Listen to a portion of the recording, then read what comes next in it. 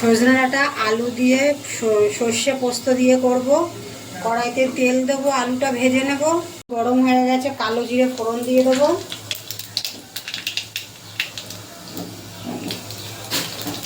আলুটা ছেড়ে দেব।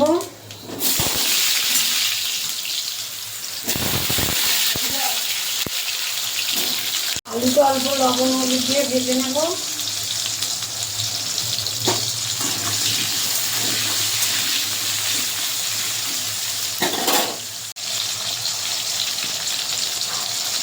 কেটে ধুয়ে রাখা ডাঁটাটা দিয়ে দেবো।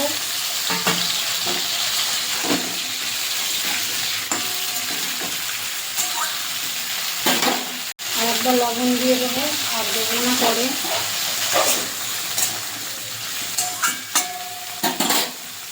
চাপা দিয়ে দেবো, নেড়ে দেবো।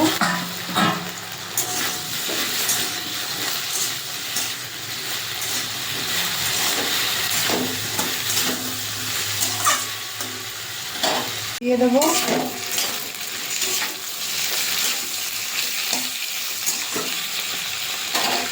হলুদ দিয়ে দেবো।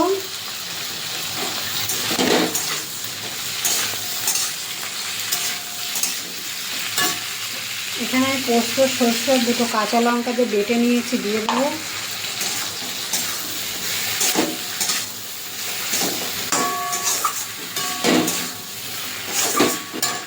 মিক্সি বাটিটা ধুয়ে একটু জল দিয়ে দেবো।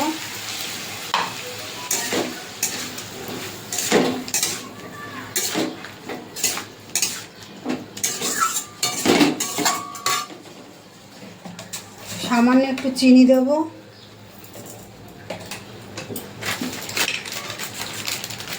দিয়ে দেবো কালারের জন্য একটুখানি কাশ্মীরি লঙ্কার গুঁড়ো।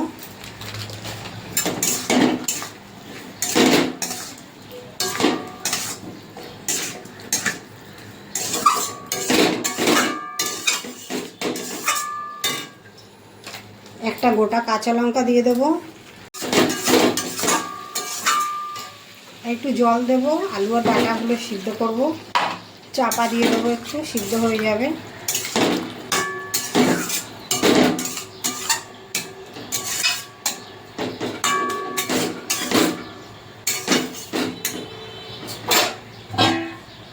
চাপা দেবো, তুলে দেবো, দেখবো তরকারিটা। এই যে হয়ে গেছে তরকারি, এবার নামিয়ে দেবো।